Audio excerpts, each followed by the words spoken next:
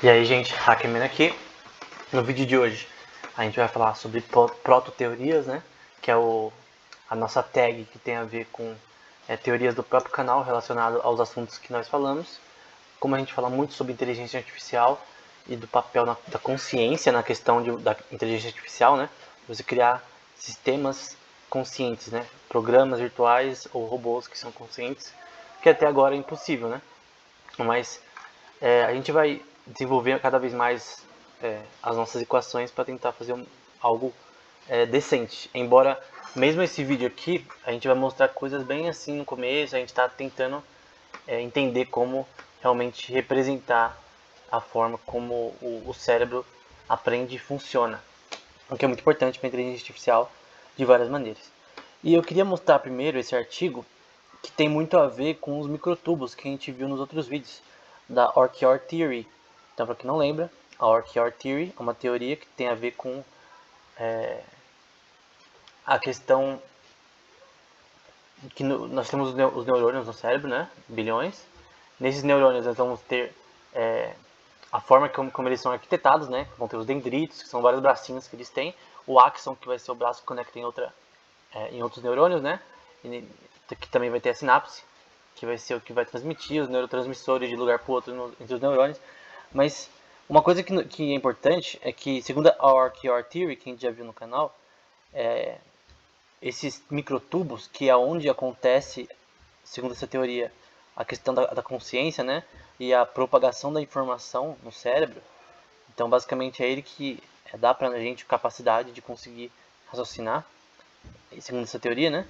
Eles têm um formato hexagonal, né? Até aí tudo bem. Só que por que a gente tem que entender esse artigo para entender como os microtubos funcionam? Porque uma coisa importante dos microtubos é saber como que eles interagem entre si. E uma coisa importante é que a gente saber quimicamente como eles se interagem, né? Fazer simulações disso, mas também saber também como calcular pelo shape dele, né? Pela forma que ele possui, uma forma hexagonal, como que os elétrons relacionados a esses microtubos se comportam. Então é uma parte importante você entender a forma como eles se comportam nesse tipo de formato, para você conseguir meio que entender como esse circuito de microtubos funciona para produzir informação. Então eu acho que esse artigo ele não tem a ver com microtubos, né? Ele tem a ver com outro assunto, mas enfim, caiu muito na nossa questão dos microtubos, né? E uma introdução, né? Eles vão falar um pouco sobre o objetivo.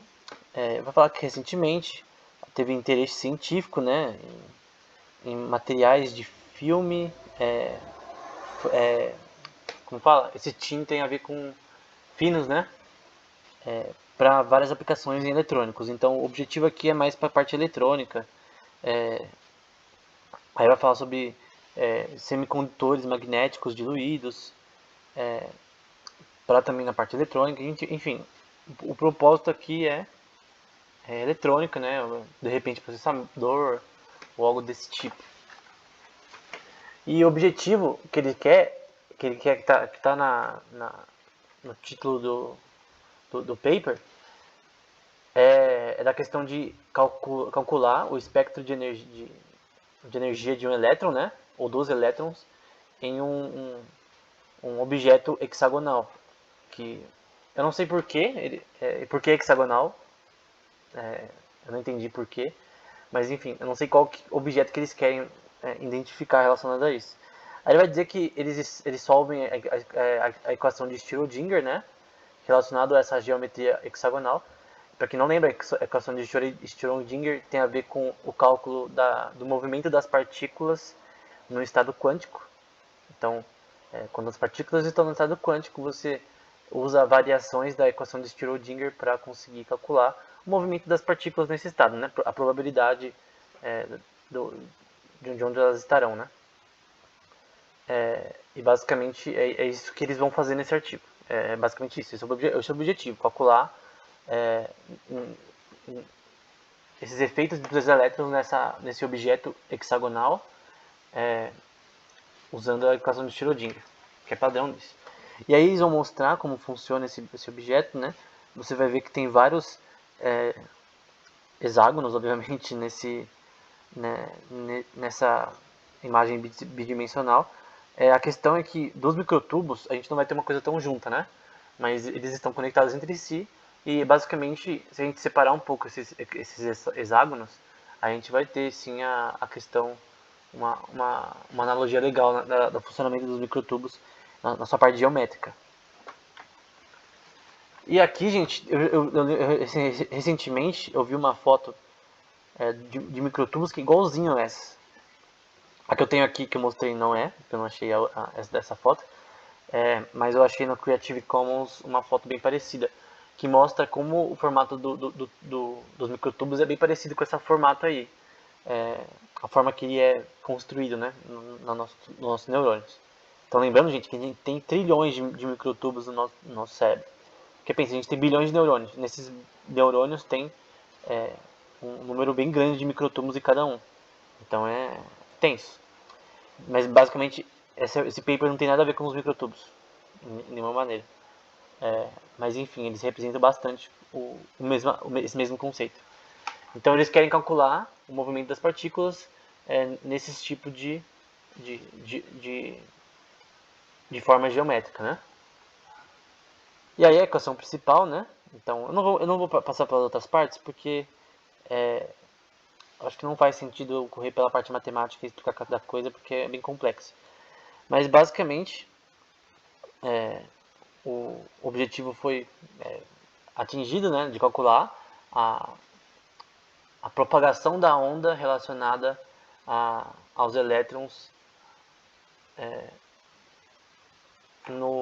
nesse campo desse objeto hexagonal. Então, aqui a equação vai ser o cálculo dessa onda, né? A gente chama de wave function, ou cálculo da... Eu não sei como falar em português, porque wave function seria função da onda, mas é meio estranho em português. Só saiba que é o cálculo do movimento das partículas nesse objeto geométrico.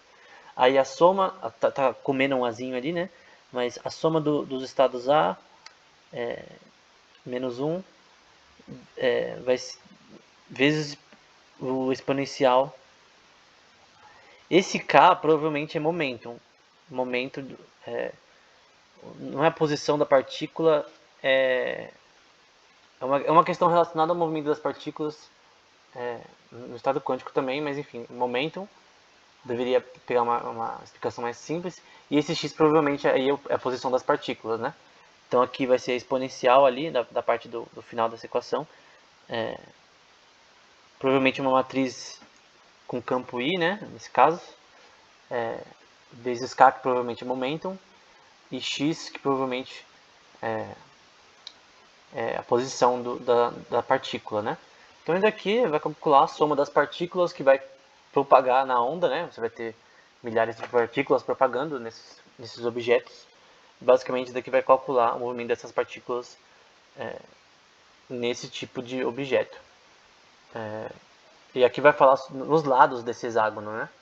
Enfim, vai ser basicamente isso, que a função vai chegando a zero nos lados do hexágono, segundo essa equação. Então, de novo, a propagação das ondas nesse tipo de objeto pode ser calculada, segundo esse artigo, da soma da soma provavelmente de todos esses hexágonos, né?